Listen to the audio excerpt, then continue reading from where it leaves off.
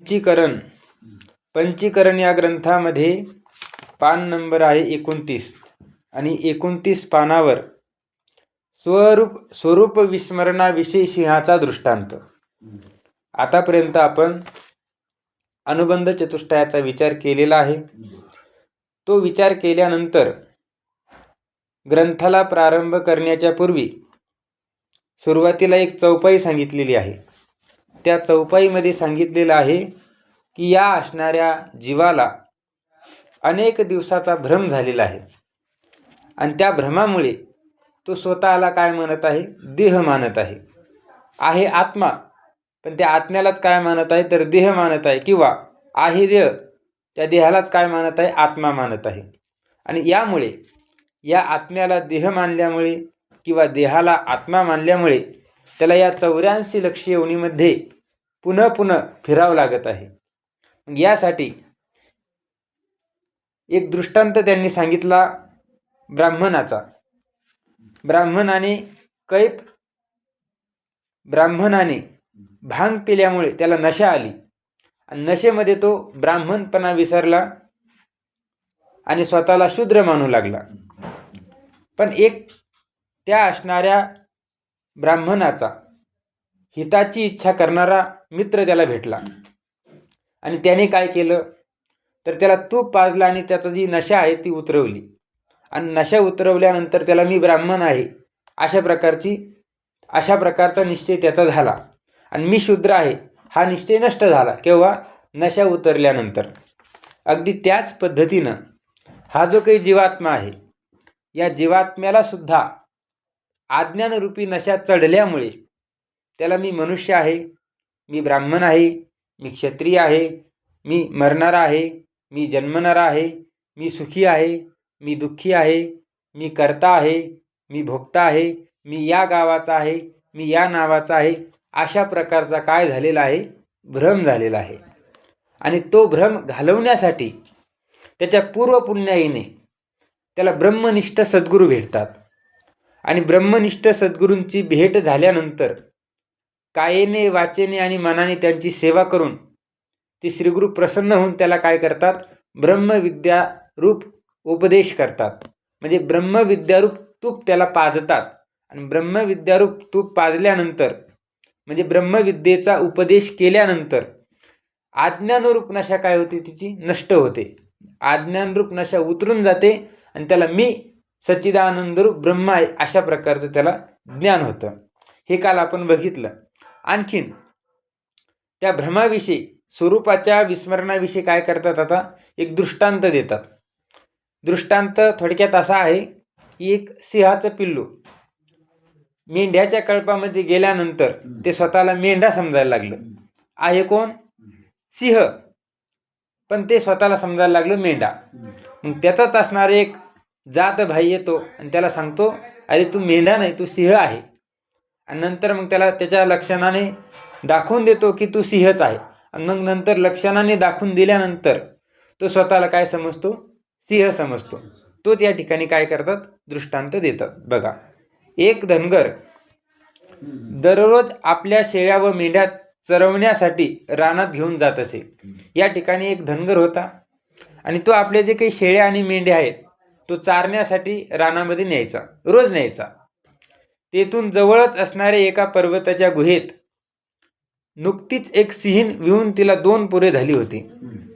त्याच असणाऱ्या अरण्यामध्ये, त्या रानामध्ये जवळच एक काय होती? जवळच एक पर्वत होता आणि त्या पर्वतामध्ये एक गुफा होती. आणि त्या गुफेमध्ये एक सिंहीण नुकतीच काय झाली होती? तिने पिलाला जन्म दिला होता. किती पिलं? 2 पिलांना जन्म दिला होता. त्यापैकी एक पोर एक दिवस तो धनगर आपल्या घरी घेऊन आला. त्या सिंहिणीने जे 2 मुलं दिलेले होते त्यातलं एक मुलगं म्हणजे एक असणारं पिल्लू तो धनगर आपल्यासोबत घरी घेऊन आला. आल्यानंतर तेथे त्यास नित्य दूध पाजून त्यांना वाढविले.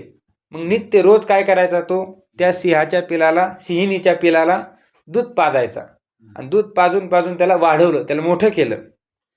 ते सिंहाचे पोर दररोज मेंढ्याच्या कळपाबरोबर रानात फिरावयास जाई. ते असणारे सिंहाचं जे काही पिल्लू आहे, पोर आहे, ते रोज मेंढ्यांच्या सोबत, मेंढ्यांच्या कळपाबरोबर रानात फिरण्यासाठी जायचं आणि दिवसभर त्यांच्याबरोबरच फिरे आणि दिवसभर त्यांच्याबरोबरच राहू लागलं. धावे, मेंढ्या पळायला लागले की ते पळायचं, मेंढ्या बसल्या की ते बसायचं, मेंढ्या पाणी पिऊ लागले ते पाणी प्यायचं आणि संध्याकाळ झाली म्हणजे त्या मेंढ्याच्या कळपाबरोबरच परत घरी यायचं. सगळ्या क्रिया कोणासारख्या करायचं? मेंढ्यासारखं. कारण की राहत कोणात होतं? मेंढ्यामध्ये राहत होतं. मग आपण जर मेंढ्यामध्ये राहिलो तर आपण सुद्धा काय करू? मेंढ्यासारखंच काय करू? वागू. तेव्हा तो धनगर त्यास आपल्या इतर मेंढ्याबरोबरच कोंडवाड्यात अडकवून ठेवी. जसं मेंढ्यांना तो आपल्या कोंडवाड्यात अडकवून ठेवायचा, त्याच पद्धतीनं या असणाऱ्या सिंहिणीच्या पिलाला सुद्धा तो मेंढ्याबरोबरच आपल्या कोंडवाड्यात कोंडून ठेवायचा. आणि कोंडून ठेवल्यानंतर अशा रीतीने रात्रंदिवस त्या सिंहाच्या पोराला त्या मेंढ्यांची संगत असल्यामुळे ते पोर आपल्या सिंह स्वरूप विसरून आपण मेंढा आहो असे अज्ञानाने मानू लागले.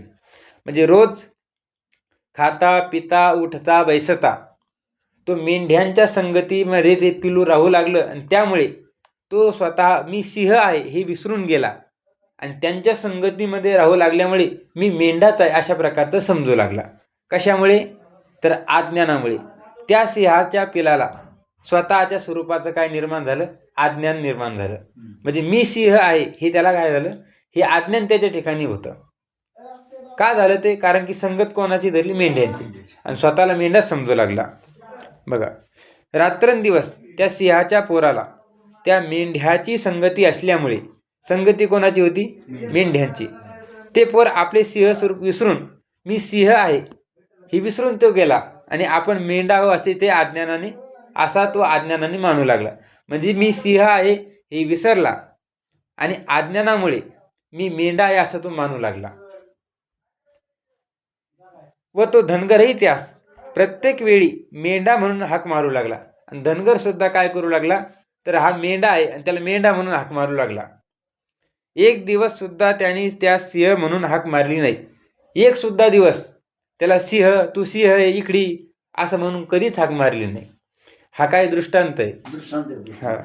या रीतीने त्या मेंढ्याबरोबर पुष्कळ दिवस जात येत असल्यामुळे त्या पोराला त्या मेंढ्याची अगदी वेळ लागल्यासारखे झाले. बघा, जे सिंहिणीचं पिलू आहे त्या सिंहिणीच्या पिलाला मेंढ्याबरोबर पुष्कळ दिवस तो जात येत, म्हणजे त्यांच्याबरोबर रानात जायचा, पुन्हा घरी यायचा, असं पुष्कळ दिवसापासून करत असल्यामुळं त्या सिंहाच्या पोराला, सिंहिणीच्या पोराला मेंढ्याची काय लागलं? वेळ लागलं. त्याला रात्रंदिवस त्यांच्यातच राहावं वाटायला लागलं. एकटं त्याला राहावं वाटाना व त्यामुळे आपण मेंढाच आहो अशी त्याची भ्रांतीमूलक समजूत झाली. मग त्याचा निश्चय काय झाला? की मी मेंढाच आहे, मी काही सिंह नाही, अशा प्रकारची भ्रांतीमूलक, भ्रमाने त्याची काय झाली? समजूत झाली. भ्रम झाला त्याला की मी मेंढाच आहे. असे काही दिवस गेल्यावर, असे पुष्कळ दिवस गेले.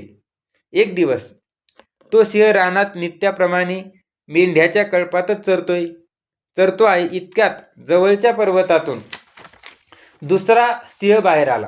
काय झालं? हे जे काही सिंहिणीचं पिलू आहे, एक दिवस ते मेंढ्याच्या कळपाबरोबर एका मोठ्या सिंहाने बघितलं. त्याच्यात असणारा जातीचा सिंह त्याने बघितलं. मग बघितल्यानंतर त्या सिंहाला मेंढ्याच्या कळपात पाहता क्षणीच त्यास अतिशय आश्चर्य वाटलं त्याला. का? अरे हा तर सिंह आहे आणि तो मेंढ्याच्या कळपात चरतोय, गवत खातोय. हे पाहून त्याला आश्चर्य वाटलं आणि त्याने मोठ्याने गर्जना केली. मग त्याने काय केलं? मोठ्याने गर्जना केली. ती ऐकून सर्व शेळ्या मेंढ्या भिवून पळू लागल्या. आता सिंहाची गर्जना ऐकल्यानंतर शेळ्या आणि मेंढ्या काय करू लागल्या? पळू लागल्या. भीती वाटली, जर सिंह आला तर आपल्याला खाऊन घेईल, आणि म्हणून ते सगळे पळू लागले. आणि शेळ्या आणि मेंढ्या पळू लागल्यानंतर त्याबरोबर त्याची संगती करणारा तो सिंहही पळू लागला. आता हा कोण होता? सिंह होता, पण हा सुद्धा त्यांच्याबरोबर पळू लागला. ते पाहून तो पर्वतातला सिंह मोठ्याने आरुळी देऊन त्यास म्हणाला. आता हे पाहिलं त्यांनी, मोठ्या सिंहाने, अरे हा तर सिंह आहे आणि माझ्या गर्जनेनं का जसं त्या शेळ्या आणि मेंढ्या पळत आहे तसा हा पळत आहे माझ्या गर्जनीने. हे पाहिल्यानंतर, रे माझ्या जात भाई, जरा उभा राहा, मला तुला एक गोष्ट सांगावयाची आहे. आता त्या सिंहाने त्या छोट्या सिंहाला म्हटलं, अरे जात भाई, तू माझा भाई आहे, तू माझा भाऊ आहेस, जरा उभा राहा, मला तुला एक गोष्ट सांगायची म्हटली. कोणती गोष्ट ती पुढे सांगणार आहेत. मग ही अशा प्रकारची शब्द त्या सिंहाचे ऐकून तो सिंह, हे ऐकून तो मेंढ्याबरोबर पळत जाणारा सिंह उभा राहिला. तो सिंह उभा राहिला आणि उभा राहिल्यानंतर तेव्हा तो पर्वतातला सिंह त्याच्याजवळ येऊन म्हणाला. त्यावेळेस ज्यावेळेस ते असणारं सिंहाचं पिलू उभं राहिलं, त्यावेळेस पर्वतातला सिंह त्याच्याजवळ येऊन उभा राहिला. त्याच्याजवळ आल्यानंतर, अरे बाबा, तू स्वतः सिंह असून मेंढ्यांच्या कळपात कसा राहतोस? जो मोठा सिंह आहे तो काय म्हणतो त्याला, अरे बाबा, तू स्वतः सिंह आहेस आणि सिंह असताना तू मेंढ्याच्या कळपात का बरं राहतोस? असा काय विचारला? प्रश्न विचारला. कोणी विचारला? मोठ्या सिंहाने त्या छोट्या पिलाला विचारला. अरे अरे बाबा, तू स्वतः सिंह असून तू स्वतः कोण आहेस? सिंह आहेस. आणि सिंह असताना मेंढ्याच्या कळपात कसा राहतोस? मेंढ्याच्या कळपात तू का राहतोस? त्यावर तो मेंढ्याचा कळपातला सिंह रागावून बोलला. अरे तू रागावला? काय काय काय म्हणतो तो रागावून? मी तर बुवा काही सिंह नाही, मी सिंह नाही बुवा, तू काही सांगतो का मला? असं तो म्हणू लागला. तू सिंह असशील, कदाचित तू सिंह आहेस, तर असेनच, मला काय करत त्याच्याहून? मी तर खरोखर मेंढा आहे. मी कोणी? मी मेंढाचे. तू सिंह असशील तर असेनच बापाडा, मी काय करू त्याला? मी तर खरोखर मेंढा आहे. म्हणजे सिंह असून स्वतःला काय समजायला लागला? मेंढा समजायला लागला. कशामुळे? संगतीचा परिणाम. मला तू सिंह आहेस असे सांगून खोटी गोष्ट सांगू नकोस आणि तू मला फसवू नकोस रे, कारण की मी मेंढा आहे आणि तू म्हणतो की तू सिंह आहेस, हे असं काही मला सांगू नकोस. अशा प्रकारचे त्याची विपरीत बोलणे त्याने ऐकले. तेव्हा त्या पर्वतातल्या सिंहाच्या मनात असा विचार आला की हा बेटा ज्या दिवशी जन्माला आला त्या दिवसापासून तो मेंढ्याच्या कळपात वाढलेला असला पाहिजे. ज्यावेळेस त्या छोट्या सिंहाचं बोलणं त्याने ऐकलं, तो काय म्हणायला लागला, तू सिंह असशील, मी तर काही सिंह नाही, मी मेंढाच आहे. असं बोलणं ऐकल्यानंतर जो काही मोठा सिंह आहे त्याने विचार केला की निश्चित रूपाने हे जे काही सिंहाचं पिलू आहे, हे बालपणापासून, जन्मल्यापासून यांच्या संगतीमध्ये असल्यामुळेच, मेंढ्यांच्या कळपामध्येच वाढल्यामुळे अशा प्रकारचं त्याला काय झालेलं आहे? भ्रम झालेला आहे. असा त्यांनी काय केला? मोठ्या सिंहाने विचार केला. शिवाय त्याला रानात घेऊन फिरणारा धनगरही त्याला मेंढा म्हणूनच हाक मारतो. दुसरी गोष्ट, पहिली गोष्ट, जन्मल्यापासून हा मेंढ्याच्या कळपात राहतो. दुसरी गोष्ट, जन्मल्यापासून हा जो काही धनगर आहे त्याला रानात घेऊन जातो आणि रानात घेऊन जात असताना त्याला मेंढा म्हणूनच हाक मारतोय, म्हणून तो स्वतःला काय समजतोय? मेंढाच समजतोय. शिवाय त्याला रानात घेऊन फिरणारा धनगरही त्याला मेंढा म्हणूनच हाक मारतो. त्यामुळेही आपण मेंढा आहो अशी खोटी भ्रांती याच्या मनात दृढ झालेली आहे. निश्चय पक्का झाला की आपण कोण आहे? मेंढाच आहे. कारण की स्वतः धनगर म्हणत आहे तू मेंढा आहे, मग मी काय आहे?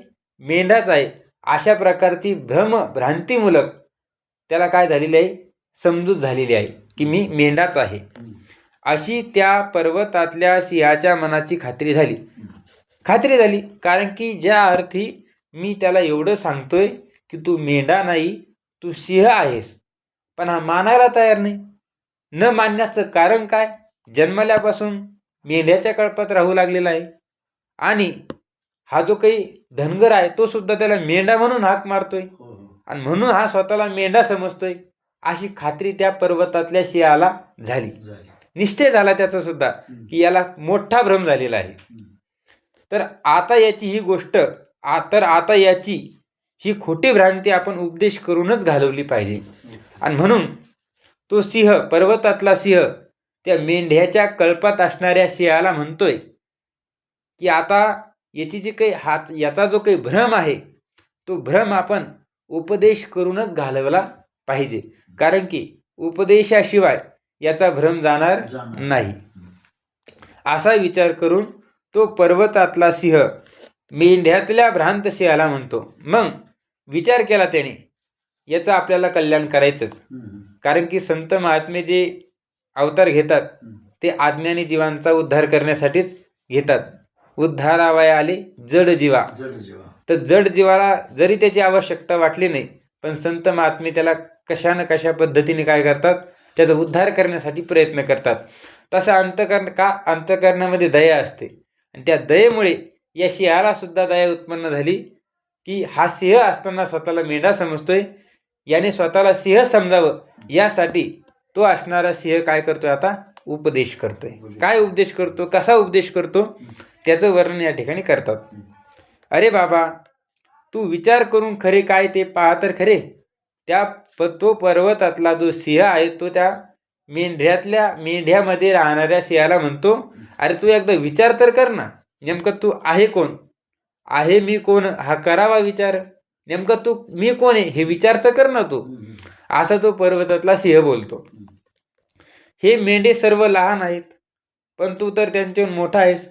तो त्याला सांगत आहे, अरे हे जे काही मेंढरं आहेत हे तुझ्याहून लहान आहेत, तू त्यांच्यापेक्षा मोठा आहे, मग तू मेंढा कसा काय होईल, होणार नाही. हे जर खरे आहे तर तू मेंढा कसा असू शकशील.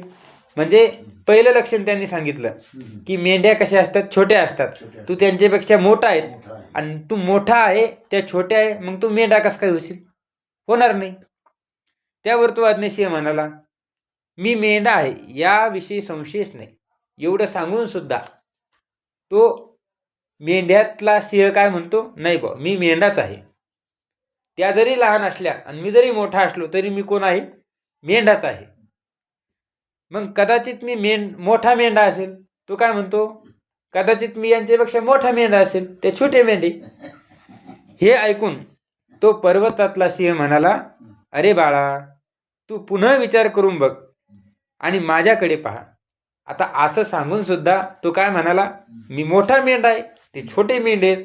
असं सांगून सुद्धा असं तू बोलल्यानंतर तो असणारा पर्वतातला सिंह म्हणतो, अरे बाळा, तू आणखीन एकदा विचार कर, ऐक ना, तू माझ्याकडे बघ. मी स्वतः काय तर सिंह आहे. माझी लक्षणे तुझ्या लक्षणाशी बरोबर मिळतात. माझ्या ठिकाणी जी लक्षणं आहे ती तुझ्या ठिकाणी बरोबर मिळतात ना, मग तू मेंढा कसं काय होशील. मग आता ते सांगतात, परंतु एवढं सांगूनही या मेंढ्याची लक्षणे तुझ्याशी मुळीच मिळत नाही.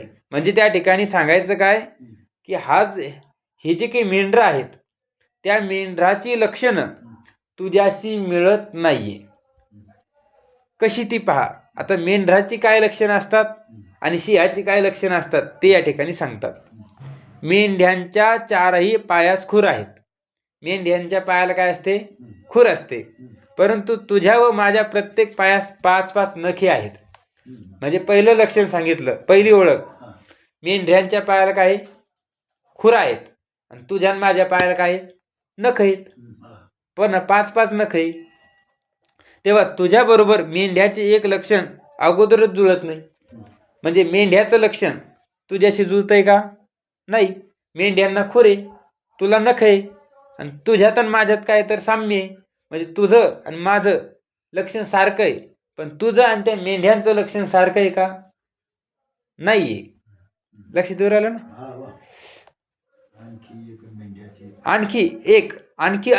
आणखीन एक तुला सांगतो. मेंढ्यांचे शेपूट तोकडे म्हणजे आखूड असून हलते. मेंढ्यांचं जे शेपूट आहे ते कसं आहे, आखूड आहे आणि पुन्हा हलत राहतं. परंतु तुझे व माझे शेपूट लांब आहे. तुझं शेपूट आणि माझं शेपूट कसं आहे, लांब आहे. यावरून तू मेंढा नाहीस, या लक्षणावरून तू मेंढा नाही, असं त्या ठिकाणी पर्वतातल्या सिंहाने त्याला सांगितलं. आणखीन काय, अशा रीतीने त्या सिंहाने सिंह आणि मेंढा या दोघातला फरक जेव्हा त्याच्या प्रत्ययास आणून दिला, प्रत्ययास म्हणजे त्याला त्याच्या ज्ञानास आणून दिला, त्याला करून दिला, तेव्हा त्या अज्ञ सिंहाच्या मनात त्या सिंहाच्या बोलण्याच्या खरेपणा संबंधाने थोडासा विश्वास उत्पन्न झाला. बघा, लक्षणं त्या ठिकाणी सांगितल्याबरोबर सिंहामधला आणि मेंढ्यामधला जो फरक आहे तो फरक त्या छोट्या सिंहाच्या निदर्शनास आणून दिला.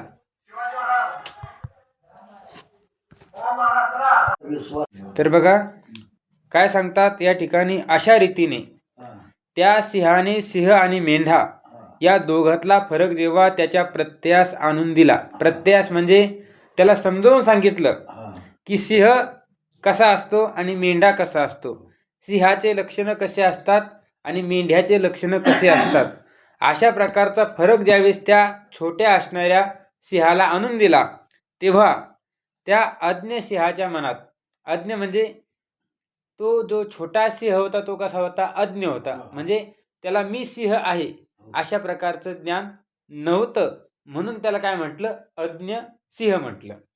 त्या सिंहाच्या मनात सिंहाच्या बोलण्याच्या खरेपणा संबंधाने थोडासा विश्वास उत्पन्न झाला. त्याला थोडंसं काय वाटलं की बरोबर आहे, हा जे बोलतोय ते बरोबर आहे. म्हणजे त्याच्या मनामध्ये मी सिंहच आहे असा संशय निर्माण झाला थोडा. नेमकं मी मेंढा आहे का नेमकं मी सिंह आहे हा संशय त्याच्या मनात निर्माण झाला. मग हा संशय आपण घालवला पाहिजे. मग तो संशय घालवण्याकरिता तो काय करतो बघा, आणि तो म्हणाला, तो असणारा जो काही छोटा सिंह आहे तो काय म्हणतो, तू सांगतोस ती गोष्ट खरीशी वाटते. तू जे म्हणतोयस ना की तू सिंह आहेस, हे मला थोडं थोडं आता खरं वाटायला लागले बुवा. तरी सुद्धा अजून माझ्या मनाची पक्की खात्री होत नाही, त्याला काय करू. अजून सुद्धा मला असं निश्चित रूपाने वाटत नाही की मी सिंहच आहे. त्याला नेमकं मी काय करू आता. मग त्या ठिकाणी काय सांगतो तो पर्वतातला सिंह, तर पुढे सांगतात, तेव्हा त्या पर्वतातल्या सिंहाने जवळच असलेल्या एका तलावाच्या काठावर त्या अज्ञ सिंहास उभा करून पाण्यात पडलेल्या आपल्या स्वतःच्या प्रतिबिंबातल्या तोंडाकडे पाहावयास त्यास सांगितले. आता याने एक युक्ती केली. जो पर्वतातला सिंह आहे ना, तो छोटा सिंह म्हणतो की मला अजून मी सिंह आहे ही मला खात्री पटत नाहीये. मग त्या असणाऱ्या मोठ्या सिंहाने काय केलं, तर त्याला एका तलावाच्या जवळ नेलं. आणि तलावाच्या जवळ नेल्यानंतर त्या तलावाच्या काठावर त्या अज्ञ सिंहास उभं केलं. म्हणजे ज्याला मी सिंह आहे असं ज्ञान नव्हतं, त्या सिंहाला त्या तलावाच्या काठावर उभं केलं. आणि उभं केल्यानंतर पाण्यात पडलेलं जे काही आपलं स्वतःचं प्रतिबिंब आहे, म्हणजे जे पर्वतातला सिंह आहे त्या पर्वतातल्या सिंहाचं प्रतिबिंब पाण्यात पडलेलं आहे. आणि पुन्हा अज्ञ सिंहाचं सुद्धा प्रतिबिंब पाण्यामध्ये पडलेलं आहे. आपल्या स्वतःच्या प्रतिबिंबातल्या तोंडाकडे पाहावयास त्या सांगितलं. म्हणजे पर्वतातल्या सिंहाने त्या अज्ञ सिंहाला पाण्यामध्ये पाहण्यासाठी सांगितलं. आणि पाण्यामध्ये पाहत असताना जे प्रतिबिंब आहे पाण्यातलं, त्या प्रतिबिंबातल्या तोंडाकडे पाहायला सांगितलं. आणि म्हटले, आता बघ, तुझे आणि माझे तोंड अगदी एकसारखे आहे. बघ, माझं सुद्धा प्रतिबिंब त्या पाण्यामध्ये पडलेलं आहे आणि तुझं सुद्धा प्रतिबिंब पाण्यामध्ये पडलेलं आहे. ते दोन्ही प्रतिबिंब म्हणजे तुझं तोंड आणि माझं तोंड याच्यात काय तर समानता आहे, एकसारखे आहे. पण मेंढ्याचे तोंड लांब आहे, पण मेंढ्याचं तोंड कसं आहे, लांब आहे. तुझ्या व माझ्या तोंडासारखे गोल नाही. तुझं तोंड आणि माझं तोंड जसं गोल आहे तसं मेंढ्याचं तोंड हे गोल नाहीये. आता बघ, पण मेंढ्याचे तोंड लांब आहे, मेंढ्याचं तोंड कसं आहे, लांब आहे. परंतु तुझ्या व माझ्या तोंडासारखे गोल नाही. तुझ्या तोंडासारखं आणि माझ्या तोंडासारखं ते गोल नाही. तुझा गळा गुळगुळीत आहे, परंतु मेंढ्याच्या गळ्याला 2 स्तन आहेत. मेंढ्याच्या गळ्याला काय आहे, 2 स्तन आहेत. आणि तुझ्या गळ्याला 2 स्तन नाही आहेत. तुझा गळा गुळगुळीत आहे आणि मेंढ्याच्या गळ्याला 2 स्तन आहेत. त्यास अजागल स्तन म्हणतात. त्यालाच काय म्हणतात, अजागल स्तन. अजा म्हणजे बकरी, बकरा, बोकडा. ते असतं बकऱ्यांना, असतं ते बोकड्यांना. हा. तुझी कमर, तुझे केस, तुझे कान, त्याचप्रमाणे तुझ्या शरीराचा वर्ण, मेंढ्यांच्या कमर, केस, कान व वर्ण यांशी जुळत नाही. पर्वतातला सिंह त्या अज्ञ सिंहाला सांगतोय की तुझी कमर जशी आहे तशी मेंढ्यांची कमर नाहीये. तुझे केस जसे आहे तसे मेंढ्यांचे केस नाही. तुझे कान जसे आहे तसे मेंढ्यांचे कान सुद्धा नाही. तुझ्या शरीराचा वर्ण जसा आहे, रंग जसा आहे, तसा मेंढ्यांचा रंग सुद्धा तसा नाही. म्हणजे तुझे लक्षण आणि मेंढ्याचे लक्षण जुळत नाही. पण तुझे लक्षण आणि माझे लक्षण काय करतात? जुळतात. आणखी दुसरी एक दाखवतो. ते पहा, मेंढ्याला शिंगे आहेत. मेंढ्याला काय असतात? शिंग असतात. पण ती तुला नाहीत. तुला नाही ना, मग तू मेंढा कसा? तर नाही, ती तुला नाहीत. तर मग यावरून तू असे पहा की मेंढ्याचे एक सुद्धा लक्षण तुझ्यात नाही. म्हणजे मेंढ्याच्या ठिकाणी आतापर्यंत जी जी लक्षणं सांगितलेली आहे ती एकही लक्षण तुझ्या ठिकाणी नाहीये. असं त्या पर्वतातल्या सिंहाने स्वतःला मेंढा समजणारा जो सिंह आहे त्याला काय करताय? समजावून सांगत आहे. पण मी जो सिंह आहे, पण मी कोण आहे? सिंह आहे.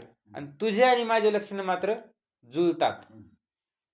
त्या माझी एक खूण तुझ्या लक्षणाशी मिळत आहेत. तर तू सिंह नाहीशी कसे? तुझे लक्षण आणि माझे लक्षण हे मात्र जुळतात, आणि म्हणून तू सिंह नाही असं कसं काय तू म्हणतोस? म्हणजे तू कोण आहेस? सिंहच आहेस. आता तू स्वतः सिंह असून जो आपल्याला मेंढा समजत आहेस त्याचे कारण इतकेच की आता त्या ठिकाणी पर्वतातला जो सिंह आहे तो त्या अज्ञ सिंहाला सांगतोय की तू स्वतः सिंह आहेस, परंतु तू स्वतःला सिंह का मानत नाही याचं कारण त्या ठिकाणी त्या अज्ञ सिंहाला सांगत आहे की जन्मल्यापासून तू मेंढरांच्या आणि धनगराच्या सहवासात होतास, यामुळे तुला आपण मेंढा आहो अशी खोटी भ्रांती झाली आहे. अरे, ज्या वेळेसपासून तुझा जन्म झाला त्या वेळेसपासून तू त्या मेंढरांच्या संगतीमध्ये आहे आणि धनगराच्या संगतीमध्ये आहे, आणि त्यामुळे तू सिंह असून तू स्वतःला काय समजतोय? मेंढा समजतोय. अशी खोटी तू काय केलेली आहे? भ्रांती करून घेतलेली आहे, तू भ्रम करून घेतलेला आहे.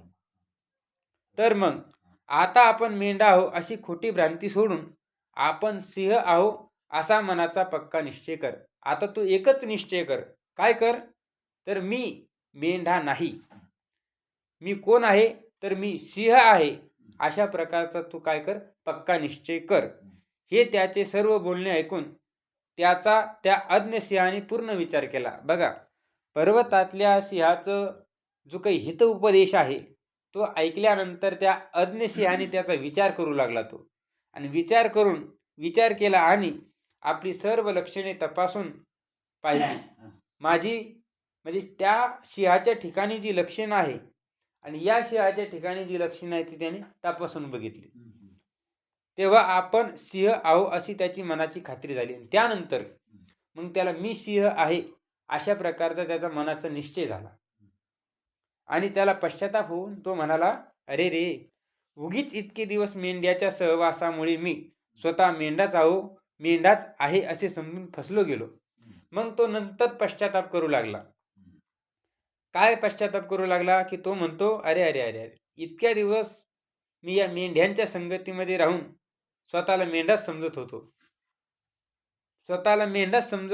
आहे सिंह पण स्वतःला मेंढा समजत होतो. माझी खूप काय झालेली आहे? तर हानी झालेली आहे. अशा प्रकारचा तो समजू लागलेला आहे. आता यापुढे कधीही मी मेंढ्यांचा सहवास तर नाहीच करणार, पण उलट त्यांचा नाश करीन. आता तो अज्ञ असणारा सिंह काय झालेला आहे? ज्ञानी झालेला आहे. म्हणजे स्वरूपाची ओळख त्याला झालेली आहे. अगोदर काय होती? स्वरूपाविषयी विस्मरण त्याला झालेलं होतं की मी सिंह आहे हे विस्मरण त्या सिंहाला झालेलं होतं, आणि म्हणून तो मेंढ्यांच्या सहवासामध्ये राहत होता. पण आता त्याला स्वरूपाचं स्मरण झालेलं आहे, आणि ते कोणाच्या कृपेमुळे? पर्वतातल्या सिंहाच्या कृपेमुळे. आणि मग आता तो काय म्हणतो? आता मी या मेंढ्यांच्या सहवासात बिलकुल राहणार नाही, तर मी आता यांचा नाश करीन. म्हणजे सिंहाचं खाद्य काय असतं? मांस. मग माझं हे खाद्य आहे, मी जे खाद्य आहे त्याला खाईनच मी, त्यांच्या सहवासात कशाला राहील, असा विचार करून त्या मेंढ्यांचा सहवास सोडून सिंहाबरोबर तो फिरू लागला. मग असा त्यांनी विचार केला, मेंढ्यांचा सहवास सोडला आणि त्या असणाऱ्या पर्वतातल्या सिंहाबरोबर तो फिरू लागला. अशा प्रकारे या ठिकाणी काय झाला? हा दृष्टांत.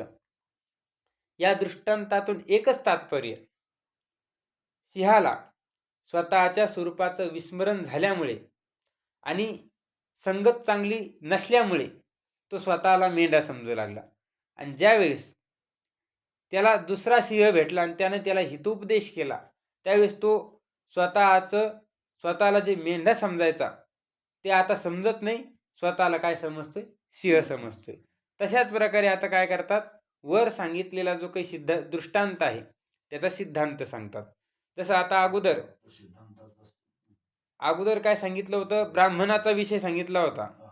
त्यानंतर त्याची नशा उतरली, स्वतःला ब्राह्मण समजू लागला. तसा जीवात्म्याला अज्ञानरूपी नशेमुळे तो स्वतःला मनुष्य मानतोय. आणि ज्यावेळेस अज्ञान नष्ट झालं त्यावेळेस स्वतःला तो आत्मा मानायला लागला, ब्रह्म मानायला लागला.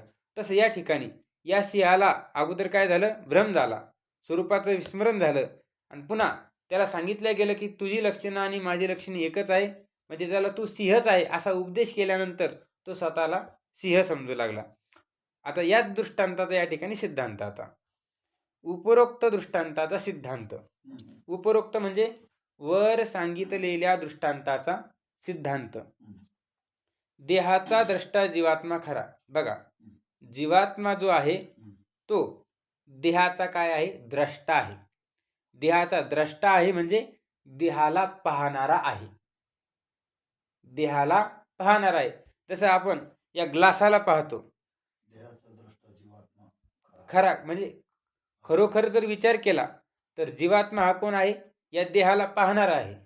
पण त्याच्या ठिकाणी म्हणजे जीवात्म्याच्या ठिकाणी अनादी कालापासून स्वस्वरूपाविषयी जे अज्ञान असते त्याच्या योगाने, त्याचप्रमाणे काम्य कर्मादिकांच्या संबंधाने उत्पन्न झालेल्या अविद्येने कल्पिलेले जे देह इंद्रियांचे समुदाय तेच जणू काय मेंढ्यांचे कळप. आता या ठिकाणी सांगायचं काय? जसं हा जो काही हे जे सिंहाचं पिलू होतं ते मेंढ्यांच्या कळपामध्ये राहिलं आणि स्वतःला मेंढा समजू लागलं. तसा हा जीवात्मा अनादी कालापासून त्याला काय स्वरूपाचं अज्ञान आहे. स्वरूपाचं अज्ञान असल्यामुळे आणखी काम्य कर्माधिकाच्या संबंधाने, म्हणजे काम्य कर्म म्हणजे विशेष फलप्राप्तीकरिता केल्या जाणारं जे कर्म त्याला म्हणतात काम्य कर्म. आणि त्या काम्य कर्माच्या संबंधाने, नित्यनैमित्तिक कर्माच्या संबंधाने उत्पन्न झालेले जे काही अविद्येने कल्पिलेले देह इंद्रिय आहेत, देह आणि इंद्रिय हे कोणी कल्पिलेले आहेत? अविद्येने. म्हणजे अविद्येपासून ते उत्पन्न झालेले आहेत. ज्यांच्या ठिकाणी अविद्या आहे त्यांच्या ठिकाणी काय तर देह आहे, इंद्रिय आहे. पण ज्यांची अविद्या नष्ट झालेली आहे, बाधित झालेली आहे, त्यांच्या ठिकाणी देह आणि इंद्रिय मी आहे असा भाव राहत नाही. अविद्या म्हणजे आता अविद्या म्हणजे अज्ञान आणि माया हे पर्यायाचे शब्द आहे. पण माया ही ईश्वराची उपाधी आहे, अविद्या ही जीवाची उपाधी, अविद्या किंवा कल्पना. आता अविद्या काय करते माहिती आहे का? जी वस्तू असत्य आहे तिला सत्य समजायला लावते. अविद्या आपलं स्वतःच मन. हा, अविद्या म्हणजे कसं? जी वस्तू सत्य आहे, ज्ञान स्वरूप आहे आणि आनंद स्वरूप आहे, त्या वस्तूला ही अविद्या खोटं समजायला लावते, जड समजायला लावते आणि दुःखरूप समजायला लावते. अविद्या म्हणजे संस्कृत मधून आलं का? हा. कल्पना म्हणजे मराठीतून आली. हा, त्यांचा भाग दोन्हीचा एकच. हो. हे असल्याच्या नंतर एखाद्या वेळेस मला जर विचारलं समोरच्या कीर्तन चालू असतं, हा, तर ते बघा, देह इंद्रियांचा जो काही समुदाय आहे, देह कोणता? स्थूल देह. स्थूल देह आणि इंद्रिय कोणते? पंच ज्ञानेंद्रिय, पंचकर्मेंद्रिय यांचा जो समुदाय आहे हाच काय तर मेंढ्यांचा कळप आहे. आणि जीवात्मा या कळपामध्ये काय तर जीवात्म्याला या कल्पाचा संबंध झालेला आहे. जीवात्म्याला देहाचा संबंध झालेला आहे, जीवात्म्याला इंद्रियांचा संबंध झालेला आहे. त्याच्याशी निकट संबंध झाल्यामुळे, त्याच्याशी म्हणजे देहाशी आणि इंद्रियाशी या जीवात्म्याचा निकट संबंध झाल्यामुळे ते इंद्रियाचे समुदाय तेच आपण आहो अशी मिथ्या भ्रांती जीवात्म्यास पडते. बघा कसं सांगितलं. आता दृष्टांत ध्यानात घ्यायचा आणि नंतर सिद्धांत ध्यानात घ्यायचा. दृष्टांतामध्ये सिंहाचं पिलू मेंढ्यांच्या कळपात गेलं आणि स्वतःला मेंढा समजू लागलं. तसा हा जीवात्मा देह आणि इंद्रियाच्या कल्पामध्ये गेलेला आहे, म्हणजे देह आणि इंद्रियाच्या संगतीमध्ये आलेला आहे. आणि त्यामुळे हा जीवात्मा स्वतःला देह समजायला लागला आणि स्वतःला इंद्रिय समजायला लागला. लक्षात आलं ना. ते इंद्रियांचे समुदाय तेच आपण आहोत, म्हणजे इंद्रियच आपण आहोत, मन आपण आहोत, प्राण आपण आहोत, हा स्थूल देह आपण आहोत, हा सूक्ष्म देह आपण आहोत. अशा प्रकारचा तो जीवात्मा मिथ्या भ्रांती झालेली आहे. त्याला मिथ्या भ्रांती म्हणजे वास्तविक जीवात्मा म्हणजे देह नाही, जीवात्मा म्हणजे इंद्रिय नाही, पण देहच मी आहे आणि इंद्रियच मी आहे अशा प्रकारचा भ्रम या जीवात्म्याला झालेला आहे. कशामुळे? तर अविद्येमुळे, अज्ञानामुळे. अविद्या म्हणा, अज्ञान म्हणा, डबल शब्द वापरा म्हणजे लक्षात हो. जीवात्म्यास पडते. अविद्या म्हणजे अज्ञान, पर्यायवाची शब्द आहे. म्हणजे तिच्या योगाने आपण स्वतः मनुष्य आहो, आपण पुरुष आहो. कशाच्या योगाने? जीवात्म्याला जी भ्रांती पडलेली आहे त्या भ्रांतीच्या योगाने, त्या भ्रमाच्या योगाने, त्या भ्रमाच्या निमित्ताने आपण स्वतः कोण आहोत? मनुष्य आहोत. आपण कोण आहोत? पुरुष आहोत. आपण स्त्री आहोत. आपण म्हणजे मी घ्यायचं इथं. मी ब्राह्मण आदी वर्ण आहो, म्हणजे मी ब्राह्मण आहे, मी क्षत्रिय आहे, मी वैश्य आहे, मी शूद्र आहे, अशा प्रकारचा तो समजतो. किंवा ब्रह्मचर्यादी संपन्न आश्रमी आहो, म्हणजे मी ब्रह्मचर्य आहे, मी ब्रह्मचारी आहे, मी गृहस्थी आहे, मी वानप्रस्थी आहे, मी संन्यासी आहे, असा तो त्या भ्रमामुळे स्वतःला समजायला लागला. वास्तविक पाहता हा देह म्हणजे संन्यासी आहे का? हा म्हणजे आत्मा हा संन्यासी आहे का? आत्मा हा गृहस्थी आहे का? आत्मा हा वानप्रस्थी आहे का? आत्मा हा ब्रह्मचारी आहे का? नाही, आत्मा काहीच नाही. हे सगळे धर्म कोणाचे आहेत? या देहाचे आहेत, देहा आणि इंद्रियाचे. ब्रह्मचर्यादी संपन्न आश्रमी आहो इत्यादी तो मानतो आणि साक्षी, द्रष्टा आणि सच्चिदानंद असे आत्म्यानेच सिद्ध झालेले जे आपले स्वरूप ते तो विसरून गेलेला असतो. बघा झालं काय माहिती का? हा जो जीवात्मा आहे बघा, साक्षी, द्रष्टा आणि सच्चिदानंद असे आत्म्याने सिद्ध झालेले जे आपले स्वरूप ते तो विसरून गेलेला असतो. काय झालेला आहे? हा जो जीवात्मा आहे तो कसा आहे? साक्षी आहे, द्रष्टा आहे आणि सच्चित आनंद स्वरूप आहे. कोण? आत्मा. आत्मा हा साक्षी आहे, द्रष्टा आहे, सच्चित आनंद स्वरूप आहे असं तो विसरून गेलेला असतो. कोण? जीवात्मा. का? अविद्येच्या योगाने. द्रष्टा म्हणजे पाहणारा. मी पाहणारा आहे, हे दृश्य आहे, मी पाहणारा आहे आणि हे दृश्य आहे, हे ते विसरून गेलेला असतो. तो काय समजायला लागला? स्वतःला दृश्य समजायला लागला.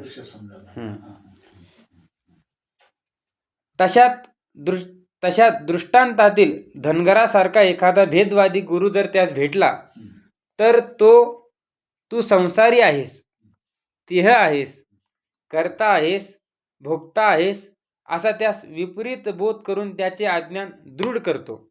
बघा आता या ठिकाणी अगोदरच काय झालेलं आहे? तो आपलं स्वरूप विसरून गेलेला आहे. मी सच्चिदानंद स्वरूप आहे हे तो विसरून गेलेला आहे. पण अशाच वेळेस जर त्याला एखादा भेदवादी गुरु भेटला, म्हणजे द्वैतवादी गुरु भेटला, संसार सत्य आहे, तू कर्ता आहे, तू देह आहे, तू भोक्ता आहे असं सांगणारा जर गुरु भेटला तर त्याला ज्ञान होईल का? त्याला आणखीन त्याचा भ्रम आणखीन वाढेल. हो, तू कर्ता आहेस, भोक्ता आहेस असा त्यास विपरीत बोध करून त्याचे अज्ञान काय करील? दृढ करील. अगोदर अज्ञान कसं थोडं कच्चं होतं, पण आता इतकं अज्ञान पक्क होईल की लगे पाहायचं काम नाही बरं. गुरु भेटल्यानंतर. हा. त्याचीही त्यात चांगलीच भर पडून तो अज्ञानी जीवात्मा आपल्या खऱ्या स्वरूपास पूर्णपणे विसरून जातो. आणि भेदवादी गुरु भेटल्यानंतर हा जो जीवात्मा आहे त्या जीवात्म्याचं अज्ञान दृढ होतं आणि तो खऱ्या स्वरूपाला संपूर्णपणे काय करतो, विसरून जातो. आणि विसरून गेल्यानंतर आपण देहाधिक आहो असा आपला मनाचा मिथ्या ग्रह करून बसतो. हा. म्हणजे ग्रह कसा आहे, खोटा ग्रह आहे, खोटा ग्रह. निश्चय खोटा आहे, परंतु निश्चय झालेला आहे की मी कोण आहे, देह आहे, मी इंद्रिय आहे, मी कर्ता आहे, मी भोक्ता आहे. हे सगळं कोणामुळे घडलं, भेदवादी गुरुमुळे. म्हणून गुरु भेटणं खूप काहीतरी मोठं अवघड गोष्ट आहे. पण क्वचित जेव्हा त्या अज्ञानी जीवाच्या सुदैवाने त्याच्या गत जन्मार्जित अनंत पुण्यकर्माचा उदय होतो आणि त्या पुण्यकर्माचे फल देणाऱ्या जगत ईश्वराचा जेव्हा त्यावर अनुग्रह होतो, त्याच वेळी एखादा वेदांत शास्त्र अगदी बरोबर समजलेला असून ब्रह्मनिष्ठ असा सद्गुरू त्यास भेटतो. बघा, अशा प्रकारे अगोदर त्याचं दुर्दैव होतं. अगोदर थोडा भ्रम होता, पण तो भ्रम पक्का करून देण्यासाठी भेदवादी गुरु भेटला. पण काही कालांतराने त्याच्या सुदैवाने, त्या अज्ञानी जीवाच्या, भ्रम झालेल्या जीवाच्या सुदैवाने त्याचं पुण्य उदयाला आलं. म्हणजे गेल्या जन्मामध्ये काहीतरी पुण्य केलं असावं आणि ते पुण्य आता फल देण्यासाठी तयार झालं. आणि फल देण्यासाठी तयार झाल्यानंतर त्याला जगत ईश्वराचा अनुग्रह झाला. म्हणजे भगवान परमात्म्याचा त्याच्यावर अनुग्रह झाला. भगवान परमात्म्याची त्या जीवावर कृपा झाली आणि कृपा झाल्यानंतर त्याच वेळी त्याला वेदांत शास्त्र शिकलेला ब्रह्मनिष्ठ आणि कृपाळू असा सद्गुरू भेटतो. जसं त्या अज्ञ असणाऱ्या सिंहाला पर्वतातला सिंह जसा भेटला, तसा या अज्ञानी जीवाला त्याच्या पूर्व पुण्याईने, भगवंताच्या कृपेने ब्रह्मनिष्ठ आणि श्रोत्रिय श्रीगुरु काय होतात, भेटतात. आणि भेटल्यानंतर अशा प्रकारचा सद्गुरू त्याची सर्व चांगली लक्षणे पाहून व त्याची मुमुक्षुता ध्यानात आणून त्यास पुढे लिहिल्याप्रमाणे प्रश्न करतो. बघा, जसं त्याची म्हणजे त्या अज्ञानी जीवाची सगळी लक्षणं बघतो अगोदर. नेमकं याच्यात कोणती लक्षणं आहे, नेमकं याचा निश्चय काय आहे, नेमकं याच्या ठिकाणी विवेक वैराग्य आहे किंवा नाही, ही सगळी गोष्ट पाहतो. आणि नंतर मग त्याला प्रश्न विचारतो. कशाप्रमाणे, तर जसं दृष्टांतात ज्याप्रमाणे पर्वतातल्या सिंहाने त्या आज्ञ सिंहाला प्रश्न विचारले होते, त्याचप्रमाणे हे श्रीगुरु सुद्धा काय करतात, तर त्याला प्रश्न विचारतात. काय प्रश्न विचारतात, तर त्या ठिकाणी त्याचा विचार आपण उद्या बघू. ओम पूर्णमदः पूर्णमिदं पूर्णात् पूर्णमुदच्यते पूर्णस्य पूर्णमादाय पूर्णमेवावशिष्यते. ओम शांती शांती शांती.